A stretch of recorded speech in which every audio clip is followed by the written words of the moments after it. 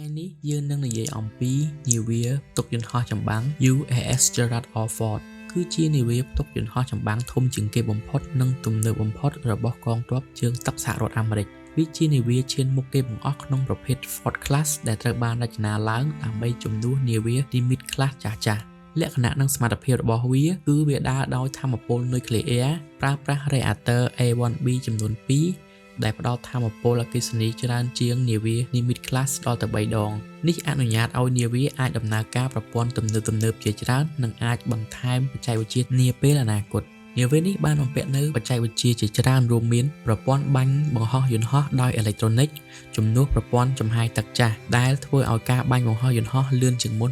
25% និងមានប្រសិទ្ធភាពជាងមុនប្រព័ន្ធចាប់យន្តហោះទំនើបសម្រាប់ចាប់យន្តហោះពេលចុះចតដែលមានភាពរលូននិងសុវត្ថិភាពជាងមុន Radar Dual Band ដល់សមត្ថភាព Radar ប្រសើរឡើងសម្រាប់ការតាមដាននិងការប្រយុទ្ធវាមានប្រវែង333ម៉ែត្រទទឹង78ម៉ែត្រទម្ងន់ប្រហែល100តោននៅពេលដែលភ្លុកពេញនិងល្បឿន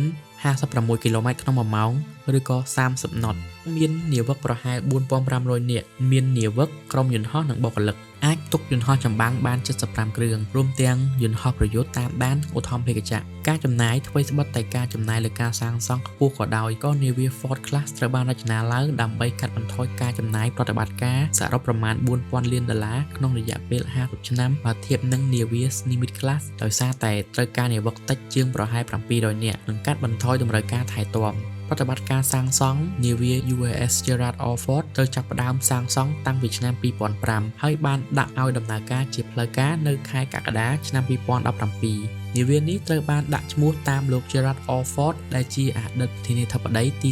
38របស់សហរដ្ឋអាមេរិកដែលធ្លាប់បម្រើការក្នុងកងទ័ពជើងទឹកកំឡុងសង្គ្រាមលោកលើកទី2នាវា Gerald R. Ford ត្រូវបានដាក់ពង្រាយជាផ្លូវការនៅខែតុលាឆ្នាំ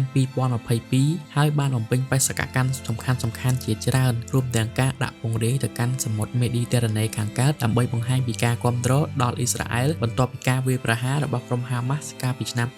2023នាវាប្រភេទ Ford Class នេះត្រូវបានគេរំពឹងថានឹងក្លាយជាឆ្អឹងខ្នងនៃកងទ័ពជើងទឹកសហរដ្ឋអាមេរិកសម្រាប់រយៈពេល90ឆ្នាំខាងមុខដោយផ្ដល់នូវសមត្ថភាពដ៏ខ្លាំងក្លាក្នុងការការពារសន្តិសុខសមុទ្រនិងការទប់ស្កាត់ពីការគំរាមកំហែងពីបណ្ដាសង្គ្រាមនិងការឆ្លើយតបទៅនឹងវិបត្តិទូទាំងពិភពលោក